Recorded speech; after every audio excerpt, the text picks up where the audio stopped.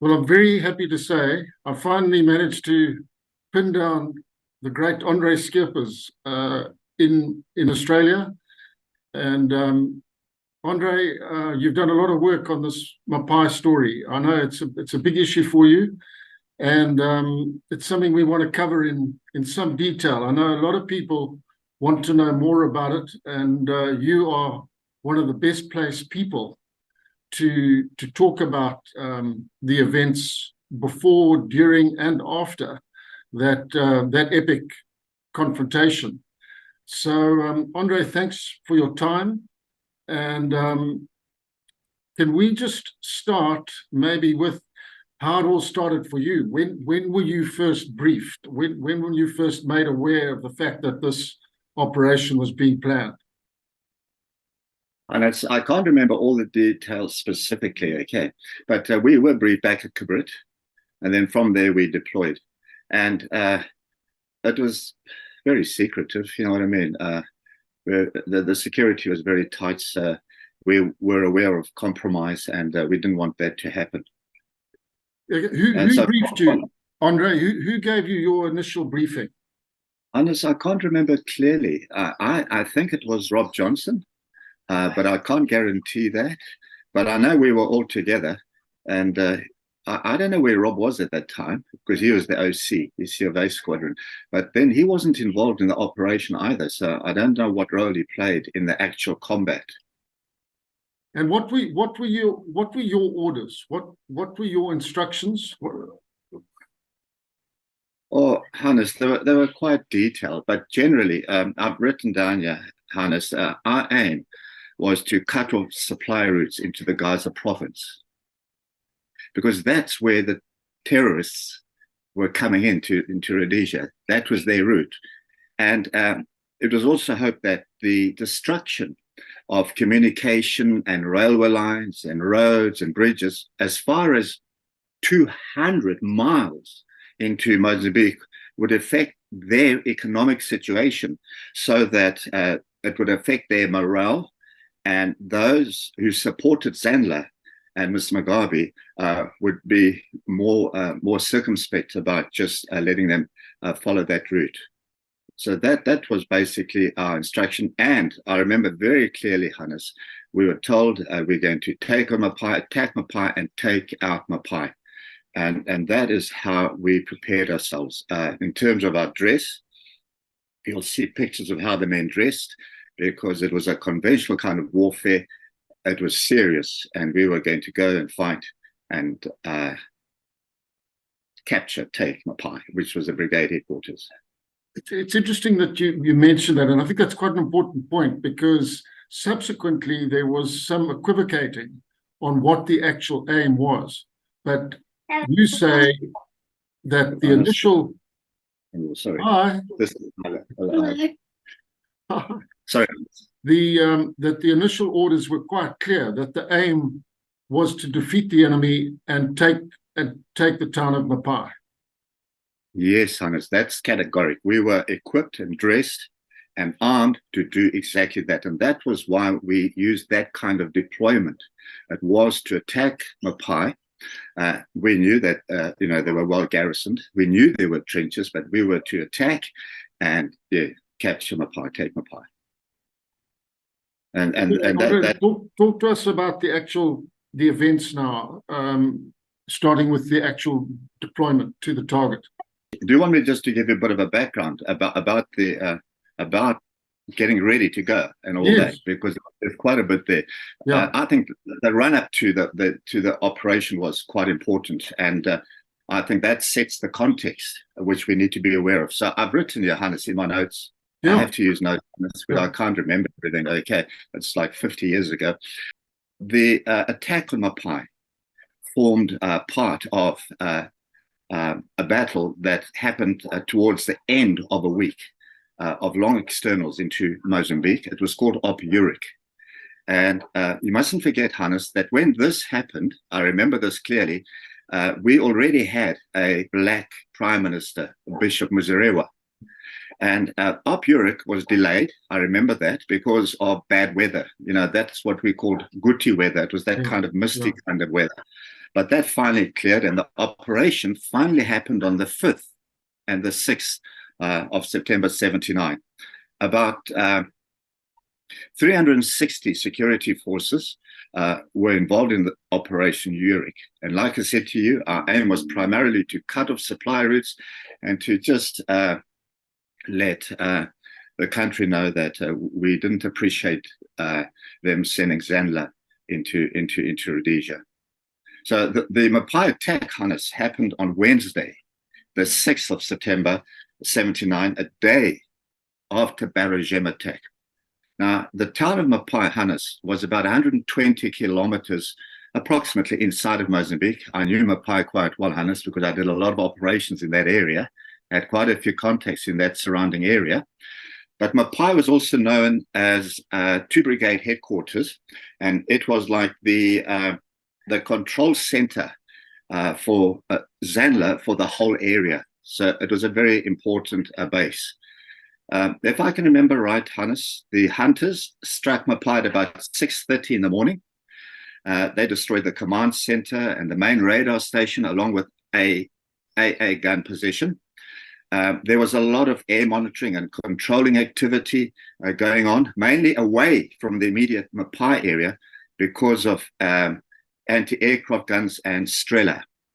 And we also had in the air, this is just good information to have, because this is how we controlled the operation. We had the Warthog, and that was used for, it was the Dakota, it was used for aerial surveillance and intelligence gathering. Then, Hannes, if I can remember right, there was also the Command Deck in the air, and that circled to the north of Mapai, away from the battle scene. And on board of that Dakota was General Walls, Air Commodore Norman Walsh, and Colonel Brian Robinson. And they were responsible basically for controlling both the ground forces and the aircraft being deployed. Then they also used a specially adapted links for liaison purposes, Hannes, in which I think was Major Pat Armstrong. And the adaptation of the links allowed the aircraft to remain aloft in the air for at least 10 hours. So it didn't need to be refueled during the actual operation. So we always had that control element in the sky.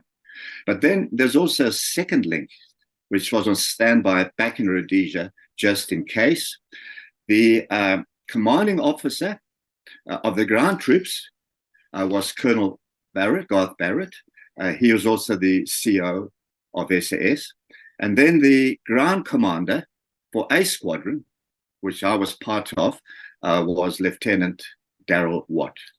And then, Hannes, just out of interest, to make things more exciting, an intelligence intercept on the 3rd of September, that's 3 days before the event, before D-Day, informed us that Mapai had ordered all stations to be on alert and ready to react, because they had already picked up some of our air activity to the north of Mapai. So that's generally, Hannes, just a biggish background of the operation. But it was a mammoth, a big operation, yes. And at that point, Andre, did you have any personal concerns? What was your state of mind in the build-up? Hannes, yes. Oh, Hannes, what you're asking is, I think, a very important question, Hannes. I've written that down in my notes here, and I would like to just share them with you because, Hannes, they were very real for me as far as the deployment was concerned. Now, I know, Hannes, for some people, my concerns were just trivial matters, but for me at the time, they were important issues because that's how I generally thought as an officer. So I'd like to just list them for you. First of all, I was not so happy with the Pumas and the Super Freelons being used from South Africa. Now, that was purely my personal bias. I think the Freelons and the Pumas were better aircraft than what we had. But I was used to the Alouettes in RLI, Fire Force, and in my clandestine operations, we used the Bell, which was also known as the Cheetah or the Huey helicopter. So I was used to those two helicopters. So when it came to the Pumas and the Super Freelons, I wasn't very confident about them. I'll tell you why, Hannes. I thought that they were much bigger aircraft. They carried a bigger payload, more passengers. And when you used to see them flying in the air, they'd sort of hang gracefully in the sky, this big blob just moving. And that really worried me because I felt that they were much easier targets for rockets and for Strela. And I personally feel that I could easily have taken out a Puma or a Super Freelon because they were big, they seemed to be slow and gracefully moving in the sky, and they would have been easy targets. So that was a concern of mine, Hannes. But like I said, Hannes, I just want to make it clear that it was my personal bias from my past experience.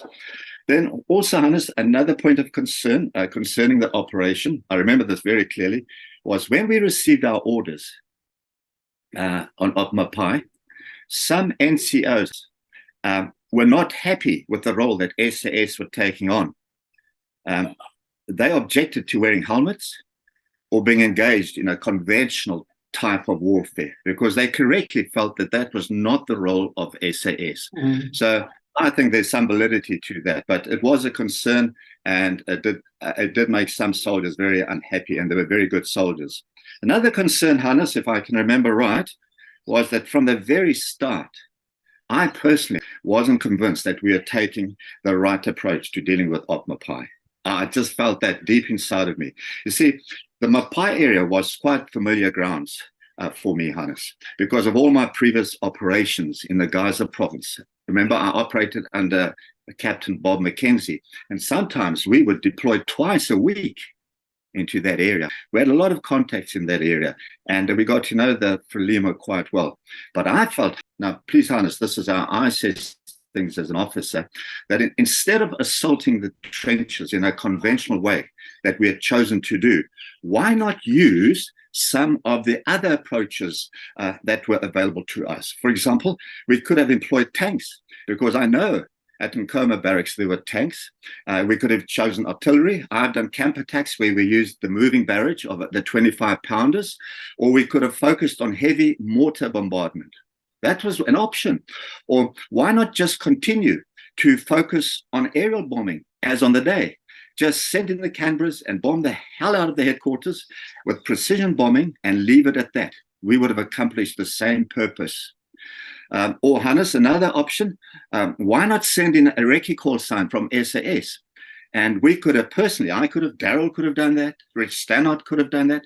We could have set up a RAD flare, which we could have set up about 1 kilometer, from the perimeter of brigade headquarters. And then at night, we could have ignited, or the Canberras could have ignited, and we could have directed them onto to the brigade headquarters, and that would have been precision bombing, and we could have done that at midnight. So these were just some of the options, which, if you look back, would have accomplished the same results. As you know, we had quite a few casualties, but I'm just thinking of that. But Hannes, there's one point I want to mention, and this is very important. I don't think it's mentioned much, but the people mustn't get me wrong. The pilots that flew us in, they were South African pilots. And it worried me that they were flying towards Mapai, following the road too closely, where the Freddies normally waited in their vehicles. I had quite a few encounters with mobiles. Because of the heat in the Gaza province, the mobiles would normally pull off the road into the shade and undercover. But the Frelimo were always ready in that position. And I knew that's generally where you would find them. So that was a big concern for me. And from my experience, I knew that this was dangerous because we were more likely to encounter enemy fire, especially from their mobile positions, because you couldn't see them, Hannes. They weren't on the road. They weren't visual. Please don't get me wrong. I'm not criticizing the South African pilots. They were outstanding pilots. They were brave. We appreciated their help. But they did not really know much about Frelimo habits and their modus operandi like we did, because we had a lot of encounters with them. So those were my main concerns about the deployment, Hannes. In general terms, is it fair to say that the planners, the operational commanders, might have underestimated the strength of the enemy? Hannes, we knew it was brigade headquarters. We knew about their trenches and all that, and I'm not sure. I can't remember exactly what feedback we received concerning numbers, enemy numbers, the Zandler numbers. But look, I stand under correction there because I'm not sure. I don't know if they really got that wrong. Some people say they did. But the thing is, I don't think we expected them to be that resilient and to hold the ground, because normally they wouldn't do that. And they were at an added advantage because when we attacked them, Hannes, the most I could see of them was just the top of their helmets, because they were in trenches. So that's different to having a skirmish and a contact, you know what I mean, where it was where you'd see the whole person. So it did make it difficult. And also, Hannes, the trenches were in depth. So, I went into the trenches, Hannes. Well, Andre, let's go back then and let's talk us through the actual deployment and your actual experience of the fighting. Okay, Hannes, yeah, I'll gladly do that. Okay, it was quite a long process, if I can remember right. Now, I can't remember all the names, Hannes. Some of the names might have changed. It's 50 years down the road. All my books are in the bush block, so I haven't got notes on me. But we departed early morning, I think, from Chapinda Pools, around about 6:30 in the morning. About 190 SAS men and RLI troops were used in Mapai. We flew in on 12 Pumas and 6 Cheetahs or Huey helicopters. When flying in, Hannes, in the choppers, this is just a point of interest, Hannes. I always sat facing out because I needed to read the surroundings. I was very fussy about that. Hannes, me watching my surroundings as we're flying gave me a tremendous sense of security. And this stemmed back from RLI. When I was in RLI, my OC was Major Bruce Snellgard. And Major Bruce Snellgard, or Bruce, he took David Greenhalgh and myself under his wing, and he started preparing us to become K-Car commanders, which was a tremendous honor and a great privilege. And I can still remember him briefing us very clearly that to be a good K-Car commander, we had to know the terrain very well, the lie of the land. We had to know the features and all that. And I was quite good at that. So I was quite confident at that. But another qualification to be a good K-Car commander, according to Bruce, was that we had to know the call sign positions. We had to know the lock stats of our own men and the enemy positions. So we had to visualize all this all together. And it was from those days that I always liked to sit in a position where I was able to visually and mentally gauge distances, directions, and the landscape in case something happened while we were flying, and I had to make sudden decisions. So I was very strict about that, Hannes, and I wouldn't accept less. And even in RLI, I always, in Fire Force deployment, I always sat at the door of the Alouette to get that sense of command. Then, Hannes, from there, I just thought I'd tell you that, Hannes, because that was the kind of nutcase I was, I presume. But then from there, we flew to a safe airfield that we had secured in Mozambique, where there were islands. It was like marshland. And I think, Hannes, it was called Chibutu National Park area. And that was about 160 kilometers east of Mapai. And then from there, we flew directly west towards Mapai, passing Mapai to our north. And if my memory serves me right, the flight order was Daryl Watt was in Puma 1. I was behind Daryl Watt in Puma 2. And Puma 164 was third in line, about 300 meters to my right, to my north, as we were going in. And it was on this incoming road from Maxalia, about, I'm guessing, 15 kilometers southeast of Mapai, that chopper went down, 164. And then I'll come back to that later, Hannes. And then after passing Mapai, we then turned clockwise and we landed about, it felt like 2 kilometers to the west of Mapai, from where we started our advance on Mapai. And the assault line order from north to south was A Squadron, that's us, then C Squadron, in the rear was B Squadron, and the southernmost end was RLI. Now, Hannes, there's something I just want to share with you that I think very important, and I know the viewer is going to consider this, the audience. Just a point for the record's sake. I remember, I seem to recall that I was concerned that the South African pilots were following a road which for me was high risk, because from my personal experience, that's where the Palima would normally park their mobiles under cover. And we did that from Maxalia onwards, you see. And I thought I better confirm this suspicion because it's a long time ago. So I emailed Daryl Watt. And I said, Daryl, this was my concern. Was I justified in having that concern? And he writes back, and I want to quote him verbatim. He says, yes, Andre, you were correct in saying they followed the road coming in from the southeast of the camp, from Maxalia, you see. He says, I actually went to the cockpit and told the pilots, told them to move completely away from the roads. So that sort of confirms the concern that I had there. Puma 164 went down southeast of Mapai, I think about 12 minutes flying time out before landing. I did not see the Puma crash, but I saw the black and white smoke coming up from the crash site. And I can only imagine the force of impact because we were flying at quite a speed, Hannes. And I presume that the explosion in the helicopter must have killed everybody quickly. I just presume that because the engineers had explosives on board. And, you know, like you saw on TV recently, we had that implosion, that submarine went down to go and look at the Titanic ship and it imploded. Well, this was just the opposite. It was an explosion and they must have been killed instantly. But there were 17 men that were killed, 14 Rhodesian Army soldiers and 3 from the South African Air Force. And I was informed afterwards that some men were dispatched to the crash site, but the chopper was totally destroyed. They, I'm told, recovered the charred bodies and they arranged for their recovery after the op was over, but that didn't actually happen. And I think it was because of the heavy fighting that we were engaged in over the actual Mapai area. But a point of interest, to not recover our dead, okay, for me, was a new and unusual action that perturbed me. So I'll never forget that because normally we'd always take out our casualties. It was top priority, but it didn't happen then. So that's really just a synopsis, Hannes, of what happened there, you know, the deployment.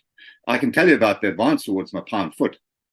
Yeah, okay, then, Andre, so then you hit the ground and you advance on the trenches. We dropped, okay, like I said, about, I think, 2 kilometers to the west of Mapai. And then we marched in. And then later we formed into an extended line, just like an RLI, just like that. On the march in, I just want to mention this, the knowledge of the downed Puma had quite a mental impact on me. Because before the battle even started, we had lost 17 men. And so it was quite demoralizing. And it was very tragic. And it was not, honestly, Hannes, the best foot on which to start an assault, to start the war.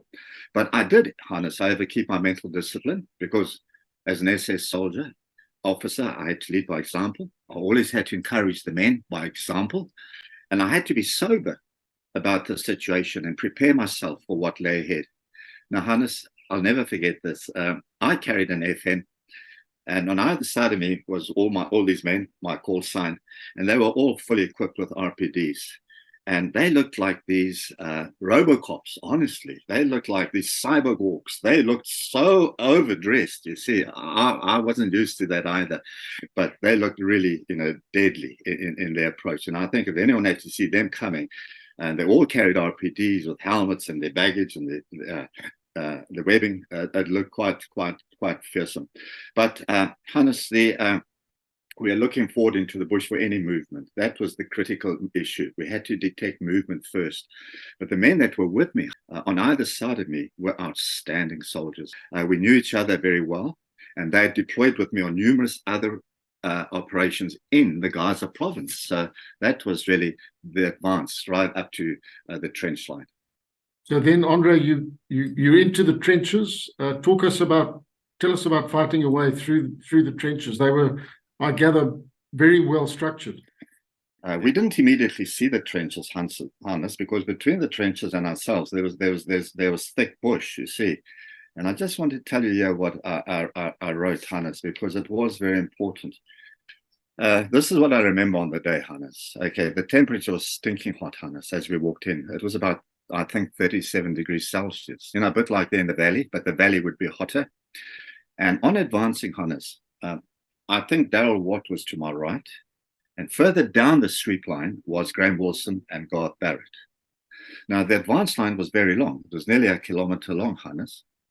And on drawing near to the camp, I saw a terrace observation post up in a sandalwood tree, about 70 meters in front of me.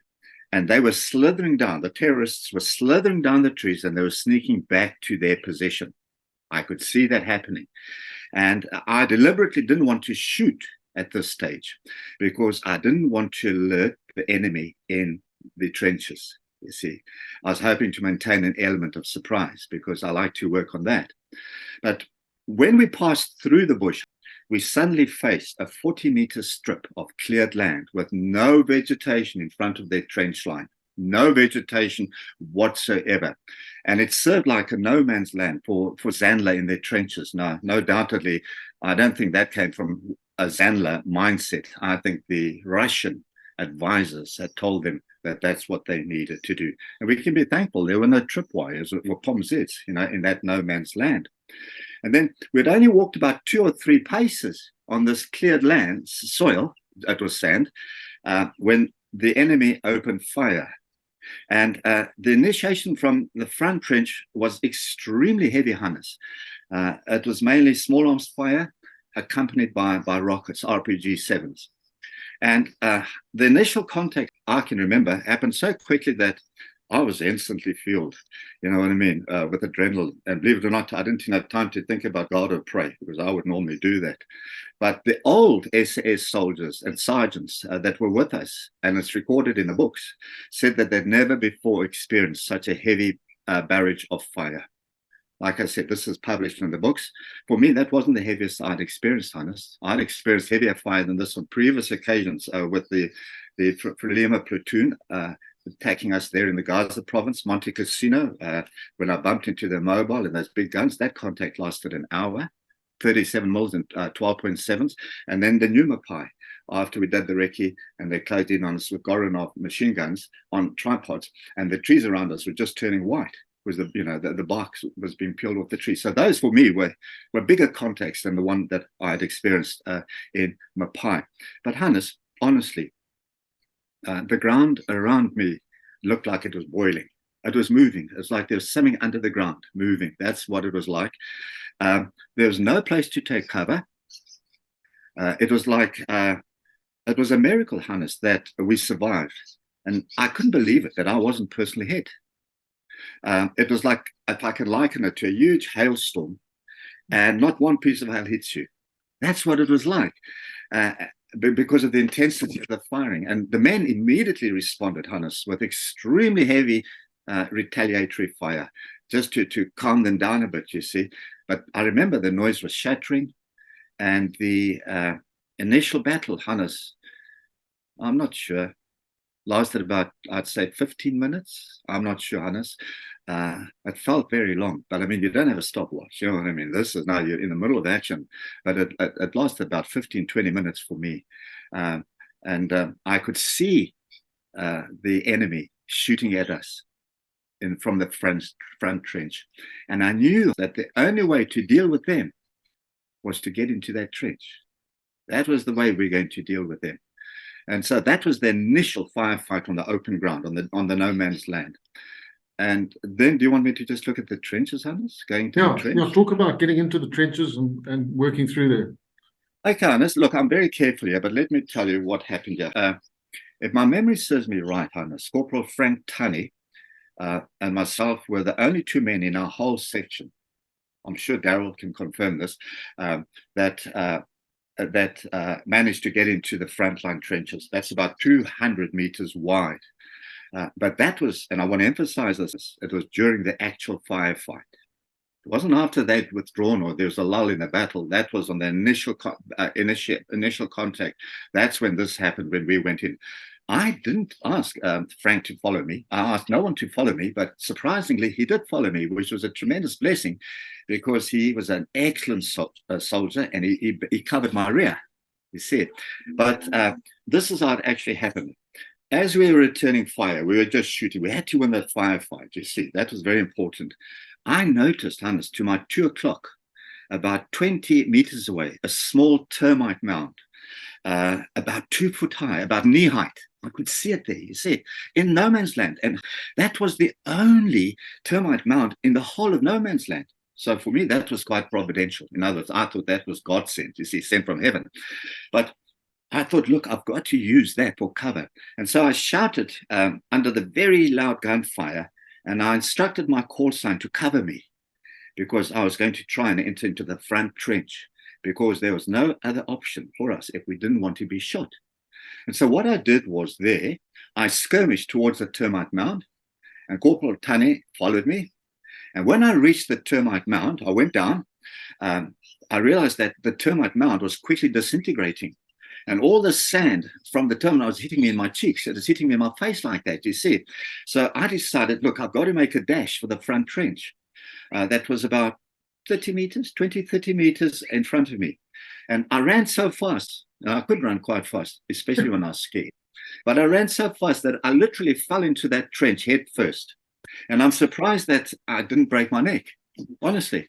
And once I was in the trench, I realized that this wasn't such a nice place to be in, because there was a terrorist shooting at me from the side. And I couldn't get him, Hannes, because you couldn't see him visually. You'd see his head pop up, and then he would disappear. And so I thought initially being in the dead no man's land was terrible, but being in the trench was also a terrible predicament for me, Hannes. Why? Because the things that were happening to me in the trench, the frontline trench, was not a normal experience for my kind of soldiering. So let me just try to explain to you what happened. I've got a few points here, just out of interest. And I think it's not mentioned in the books, but I was the man in the trench, Hannes. First of all, the volume of shooting from all directions was so confusing, Hannes, because normally I could detect where everything's coming from, but that was beyond me, because SAS was still shooting over my head, and I was trying to tell them that I'm moving along the trench in front of them to clear the trench. So that was happening. The clearing itself was difficult because the trenches were zigzag in design with many sharp corners. And what people don't realize, the base of the trench was only about 2 feet wide, like that. The same width as your belt webbing, you see. So you couldn't move easily. It was a tight fit, and you couldn't just turn around or maneuver and skirmish. It was a tight fit. You were like a sardine in a can. That's what it was felt like, you see. And then another point that's more personal, using an FN, which I did, okay, with this long barrel was a distinct disadvantage, especially for myself when negotiating a corner, because the muzzle of my rifle to my front would go around the corner first, and the enemy would see my rifle muzzle before they'd see me taking the corner, before I popped around the corner. So I had to try and lower my rifle down to my ankle, hopefully not shooting myself in my foot, because my rifle wasn't on safe, because I had to bring it up very quickly as I darted around the corner. So that was really a big thing. Another thing, Hannes, there's a lot of wild shooting coming from the enemy, from the terrorists. They were shooting at our heads above the trench parapets from the front and from the side simultaneously. And then the SAS troops were busy firing at them as well. So it was quite something going on there. And it was a very messy affair. It was quite a mess because the real issue for me wasn't just about advancing in the trench. It was how to get back. I didn't know how to get back because I had to replenish my ammunition and my percussion grenades. You see, what happened, Hannes, what I would do, there's no ways I was going to get taken out by them in trenches.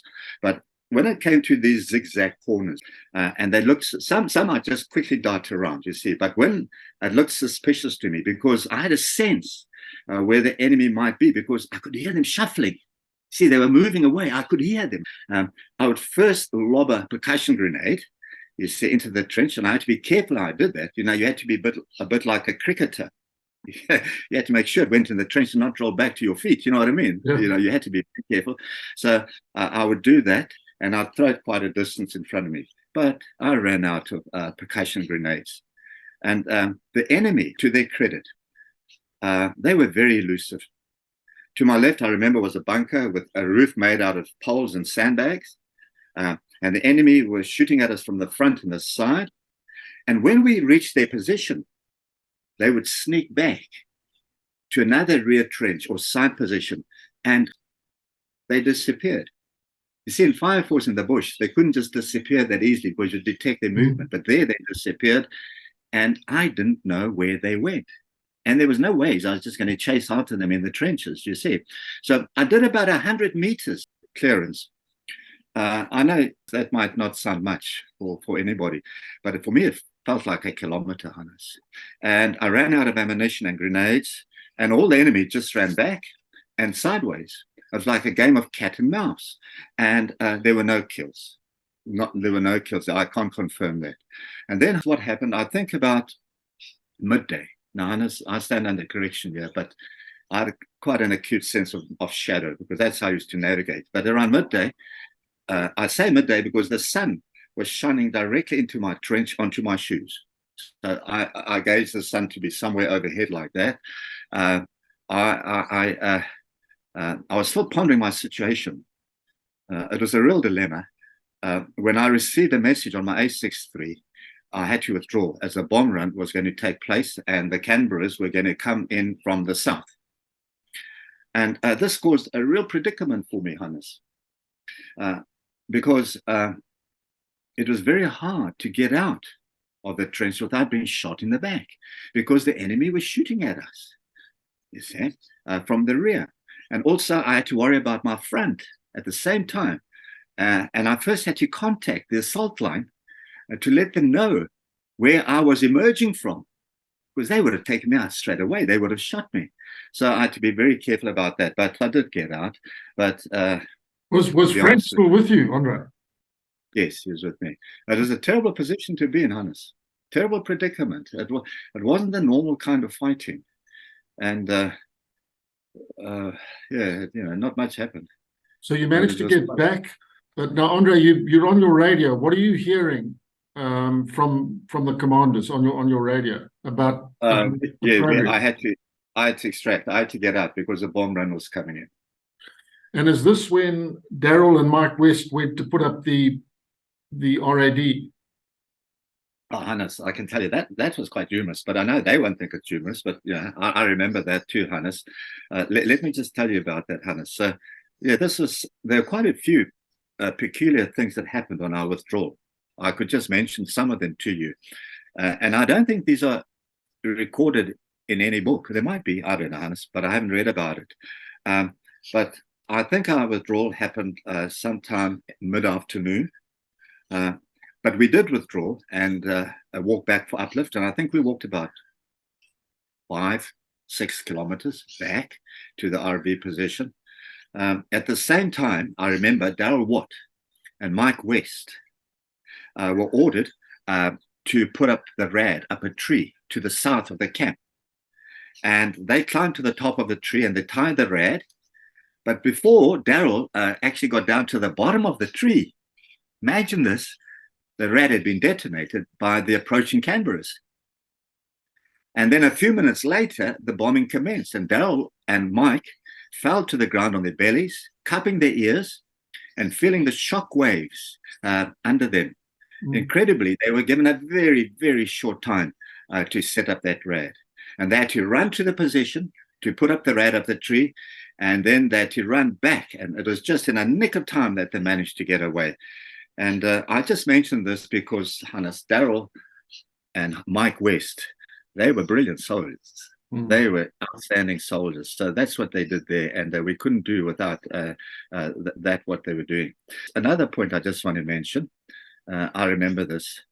On withdrawing, Hannes, I remember seeing some of the RLI men. Now we're going back. Some of the RLI men were dragging their feet on the ground, obviously because they're exhausted. They were fatigued. You see what I mean? And it looked very sloppy. And I wasn't used to that. So I thought, typically, they were very unfit. And so I went to the call sign commander and I said to them, look, you guys, you need to walk properly. You're professional soldiers, and I want you to remain on the alert, and I want you to walk properly. And surprisingly, the call sign, this is RI now, you see, they listen to me, you see, but that's just how I operated. And then this is not mentioned either, you see. So there was, Hannes, nearly another chopper that was downed. I don't think it's mentioned, but there was nearly another accident with a chopper. Because on our way out, there was some heavy fire directed at the choppers as they crossed the Maxalia Road. But yes, we all returned safely without any casualties. But let me tell you what happened there, Hannes. And I'd like to just recall Daryl's story, because he puts it sort of more graphically than what I'm able to do that. Daryl Watt emails me, and he recalls on the way back, we flew out to the north of Mapai, and that I remember was late afternoon, and my Puma got hit badly by a mobile at very low treetop height. So they were flying real low, the Puma. The pilot was hit on the forehead by a small arms fire and started to lose control of the aircraft. Lucky, this is what Daryl says, we had a co-pilot and he got control of the chopper, but we hit the top of the trees and we bounced up again. I gave an order for immediate fire with RPDs from the Puma. We could see the Frelimo troops. We were so close, shooting at us. The pilot was completely out of action, and he was bleeding badly. And the co-pilot was able to fly until the Puma picked up speed again. And Dale Wright says, and the Puma windscreen blew out of its frame and flew into the face and the body of the pilot. And he writes and he says, we had to help him pull this window frame off him during the flight. And we did that, and we limped back slowly to the forward base. And he says, when we arrived on landing, I kissed the ground. So they were nearly gone as well. Nearly gone. I know the pilot was knocked cold, unconscious, very, very lucky to survive. He got a bullet that brushed his skull, went through his helmet. So, yeah, that was a very close run thing. So that's what happened there, Hannes. Maybe that's it. That's all I want to say for this session. Yeah, but whatever you want to ask me, Hannes. Andre, so did you hear the order to withdraw from the command, Dakota, from General Walls to say, we're pulling out? No, not from the general. I think I got that from Daryl. So the command was passed down to all the call signs, and the flood was thrown, and then we went. And we all sort of withdrew simultaneously. We all went back. Because I remember going back, we were walking in single file. Lots of us, you see, just going back in call signs. Okay, Andre. Well, look, that's the events of the battle. But I know you've got your thoughts on looking back on what might have been done differently, and there's some other questions I'd like to put to you on a broader basis. So maybe we can do that in the next one. Just looking back at this battle and what you learned from it. Yes, Hannes, I think that's where all the fireworks actually started, on the debrief, on how some officers evaluated the operation. And I was always very sort of analytical about operations. Yeah. And I'd like to just give you my take, my assessment of the operation. Now, people don't have to agree with me, but I was in that, Yeah, and it's not a question of pointing fingers, because it's always easier to talk with the benefit of hindsight. But it would just be very interesting to hear your thoughts on what might have been done differently, and just the lessons that were learned from this exercise. I agree with you, Hannes. I think, Hannes, when it comes to the evaluation and the debrief and the assessment, unfortunately, I might rattle a few cages. But I'm not deliberately trying to be difficult or critical. You see what I mean? But I just think, Hannes, that we did not conduct that operation successfully. I honestly believe that. But that was my own personal opinion. We'll deal with that one next time. Okay, Hannes. Andre, okay, thanks, so man. Okay, Hannes. Good day. Okay, and you let me know what happened. Cheers, buddy. Cheers, Hannes. Bye-bye, Hannes.